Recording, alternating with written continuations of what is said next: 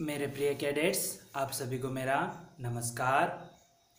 आज का दिन यानी 14 सितंबर, तो इस दिन बहुत ही महत्वपूर्ण माना जाता है हिंदी भाषा के लिए, क्योंकि इसी दिन जो है यानी 14 सितंबर को जो है हम सब भारतीय हो, जो हिंदी भाषीय हैं, सभी जो है हिंदी दिवस मनाया जाता है।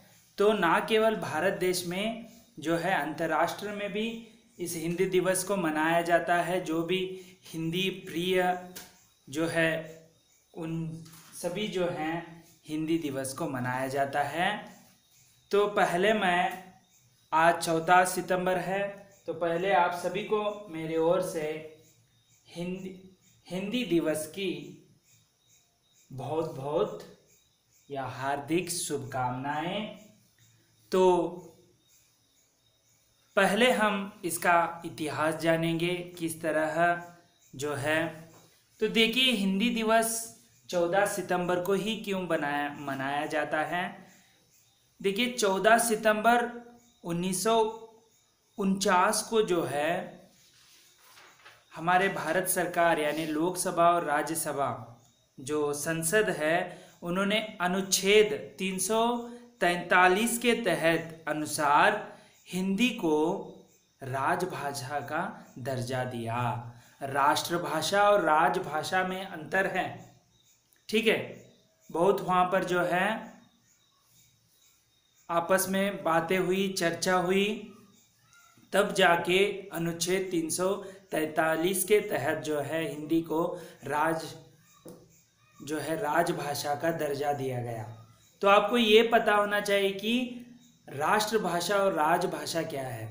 राजभाषा का अर्थ होता है कि जो पत्र व्यवहार है, जो शासकीय पत्र व्यवहार है, वह सभी हिंदी भाषा में होना चाहिए। इसके अंतर्गत जो है हमने उसके साथ साथ राजभाषा के साथ साथ देवनागरी लिपि को जो है अपना लिया है। तो इसीलिए यह एक महत्वपूर्ण निर्णय लिया गया। और राष्ट्रभाषा तभी बनेगी जो अहिंदी क्षेत्र में जो है हिंदी को फैलाया जाए, उसके प्रति जो है रुचि पैदा किया जाए, तभी। लेकिन आजकल ऐसे प्रयास हो गए हैं कि आजकल जो है तकनीकी दुनिया होने के कारण आजकल आप टीवी में सीरियल भी देखते होंगे, जो छोटू पतलू, मोटू पतलू, जो इस तरह के धारावाहिक जो हैं उसमें हिंदी बोला जाता है और छोटे छोटे बच्चे जो हैं इसको बहुत पसंद करते हैं। तो इसके जरिए जो है हिंदी का जो है यहाँ पर अभिरुचि या रुचि जो है पैदा होती जा रही है। जो संसद ने निर्णय लिया कि राजभाषा का दर्जा दिया, उसी प्रकार राष्ट्रभाषा का भी दर्जा दिया जाए, जो आम लोगों में बोलचाल की भाषा होगी हर एक क्षेत्र में, तभी राष्ट्रभाषा बन जाएगी। बहुत दिन नहीं है यह राष्ट्रभाषा बनेगी। हिंदी जो है मधुर और सरल भाषा है।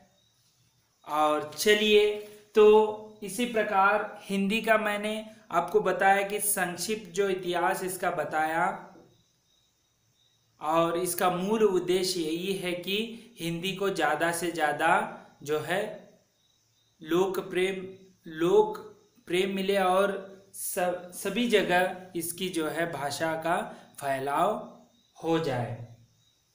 तो चलिए, उसी प्रकार आज हम जो है ये पूरा जो हफ्ता है 14 से लेकर 18 तक अंतर्राष्ट्रीय साहित्यिक सप्ताह हम मनाने वाले हैं।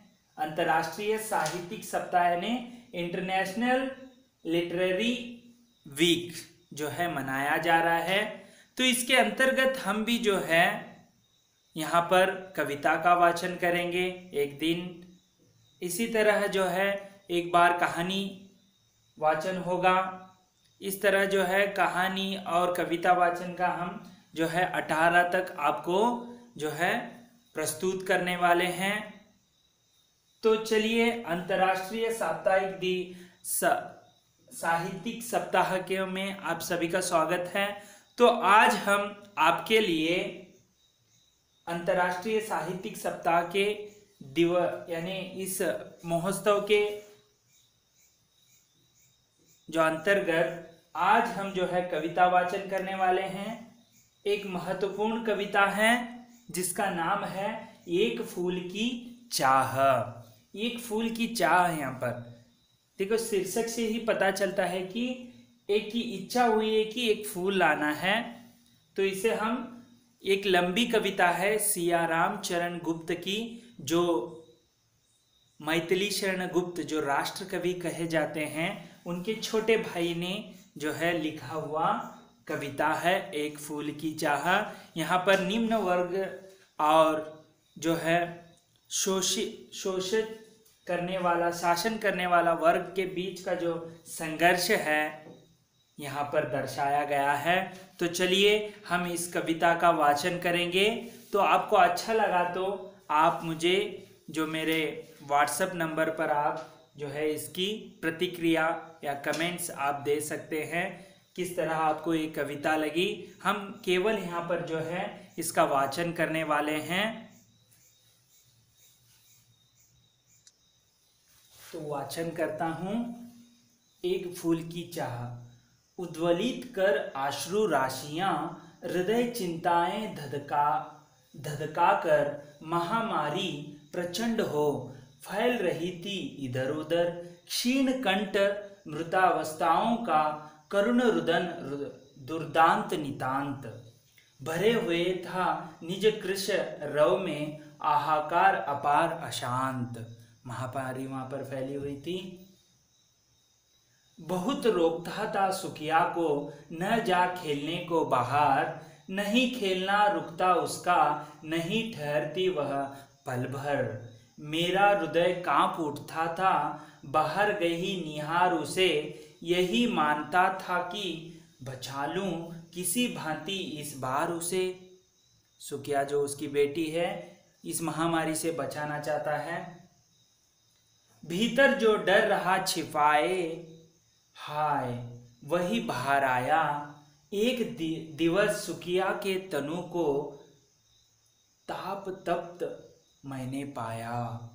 ज्वर में विहल हो बोली वह, क्या जानूं किस डर से डर। मुझको देवी के प्रसाद का एक फूल ही दो लाकर। तो यहाँ पर जो महामारी उसे भी बेटी को हो गई, तो वह बेटी एक फूल की मांग कर रही है देवी के चरणों का। क्रमशः कंठ क्षीण हो आया, शिथिल हुए अवयव सारे। बैठा था नव नव उपाय की, चिंता में मैं मन मारे। जान सका ना प्रभात सजग से, हुई असल कब दोपहरी। स्वर्ण घनों में कब रवि डूबा, कब आई संध्या गहरी। यहाँ पर पिताजी बड़े सोच में पड़ गए हैं। उसे दिन रात पता नहीं चल रहा है और उसका जो कंठ है लड़की का, सुखिया का, जो आवाज कम हो गया है। सभी ओर दिखलाई दी बस अंधकार की ही छाया। छोटी सी बच्ची को घसने कितना बड़ा तिमिर आया। ऊपर विस्तृत महाकाश में जलते से अंगारों से झुलसी सी जाती थी आंखें, जगमग जगते तारों से।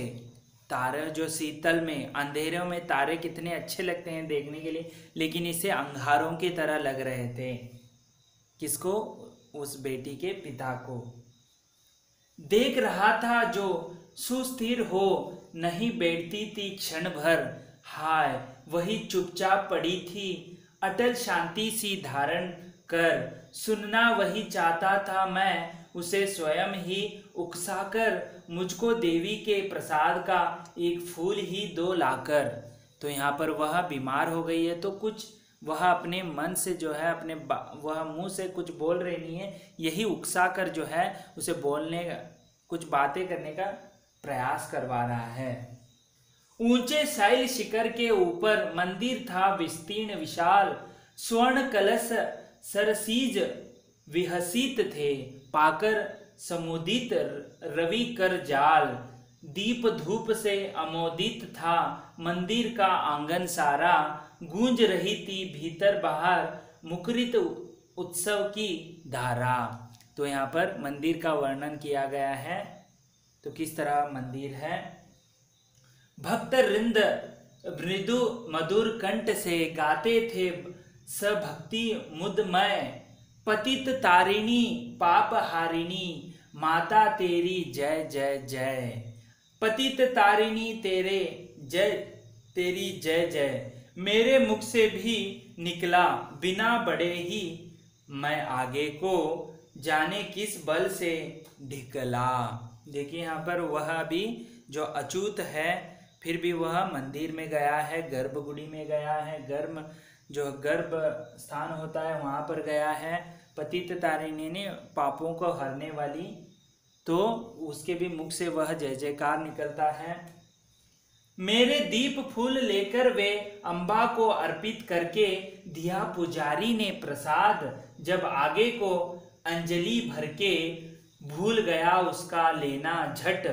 परम लाभ सा पाकर मैं सोचा बेटी को माँ के ये पुण्य पुष्प दूं जाकर मैं। तो प्रसाद दिया, तो वहाँ के जो पंडित हैं वह सब भूल कर पहला उससे फूल लेकर जो है जाने की इच्छा वहां से प्रकट की।